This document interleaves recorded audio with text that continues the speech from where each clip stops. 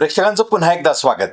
James लेन हे नाव आपण गेली कित्येक वर्षापासून ऐकत आहोत आणि महाराष्ट्राच्या अस्मितेवर घाला घालणाऱ्या या तथाकथित लेखकानं छत्रपती शिवाजी महाराज आणि राजमाता जिजाऊ यांची बदनामी करणारा जे पुस्तक लिहिलं होतं, त्या पुस्तकाच्या निमित्तानं ऑक्सफर्ड युनिव्हर्सिटी प्रेसने आपली माफी याचना सादर केलेली आहे. आणि ही माफी याचना ही या गोष्टीचा सर्वात मोठा नमुना आहे की ज्यावर या पुस्तकाला त्यांनी दिलेलं समर्थन मागे घेण्यामध्ये, म्हणजे छत्रपती शिवाजी महाराजांच्या विचारांची आणि अस्मितेची जपणूक करणारा जो समूह आहे त्याच्या विचारांचा आणि त्याने निर्माण केलेला दबाव तंत्राचा तो विजय आहे. त्यामुळे ऑक्सफर्ड प्रेसचं अभिनंदन करण्यापेक्षाही हा दबाव त्या प्रेसवर निर्माण करणाऱ्या त्या समूहाचा आपण निश्चितपणे कौतुक करायला हवं. महाराष्ट्राच्या अस्मितेवर घाला घालणारं हे पुस्तक त्या काळामध्ये ज्याचं नाव शिवाजी द हिंदू किंग म्हणून जे प्रसिद्ध झालं आणि त्याला माहिती पुरवणारे, त्याला माहितीची रसद पुरवणारे हे नेमके कोण होते हे देखील या पुस्तकाच्या निमित्तानं नंतरच्या काळात उघड झाले असले तरी ते आजही छुपे आहेत. आणि या छुप्या रसददारांची या माफी प्रकरणातून निश्चितपणे गच्छंती झालेली आहे.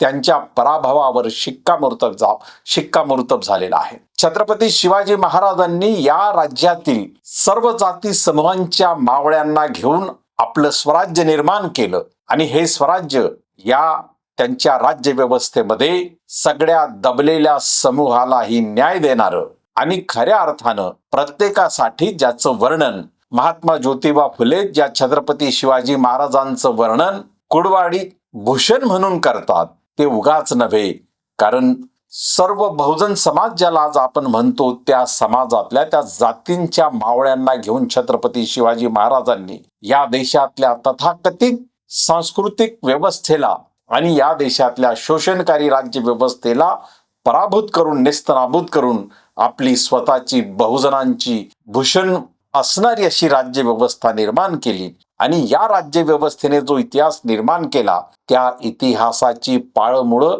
आजही महाराष्ट्राची राज्यसत्ता बनवण्यामध्ये सर्वात मोठा सहभाग नोंदवतात. मात्र या छत्रपती शिवाजी महाराजांनी ज्या समाज समूहांचा आणि ज्या विचारांचा त्यांनी पुरस्कार केला त्या विचारांपासून छत्रपती शिवाजी महाराजांची नाड तोडण्याचे किंवा शिवाजी महाराजांचा इतिहास तोडण्याचा जाणीवपूर्वक प्रयत्न इथल्या तथाकथित इतिहासकारांनी केला. आणि या तथाकथित इतिहासकारांनाही उरून पुरून राहिलेला जो खरा मावळांचा वैचारिक समूह आहे त्यांनी छत्रपती शिवाजी महाराज हे खऱ्या अर्थानं उभे केले या देशाच्या समोर, या राज्याच्या समोर. मात्र आजही छत्रपती शिवाजी महाराजांचा जय जयकार हा ज्या मावळ्यांनी करायला हवा ते मावळे छत्रपती शिवाजी महाराजांची पूजा अर्चा विचार स्वीकारतात, परंतु त्या विचारांना विकृतपणे बऱ्याच शक्ती आजही छत्रपती शिवाजी महाराजांच्या विचारांची मांडणी विकृतपणे करतात. आणि त्या विकृत विचारांना मावळा जर स्वीकारत असेल तर छत्रपती शिवाजी महाराजांचा खरा इतिहास समोर आणणं, प्रभावीपणे आणणं, त्या सत्ते व्यवस्थेने आणणं आणि त्या सत्ता व्यवस्थेने शिवाजी महाराजांचा सत्य इतिहास इथल्या समाजासमोर आणणं हे आजही इथल्या समाजासमोर आव्हान आहे.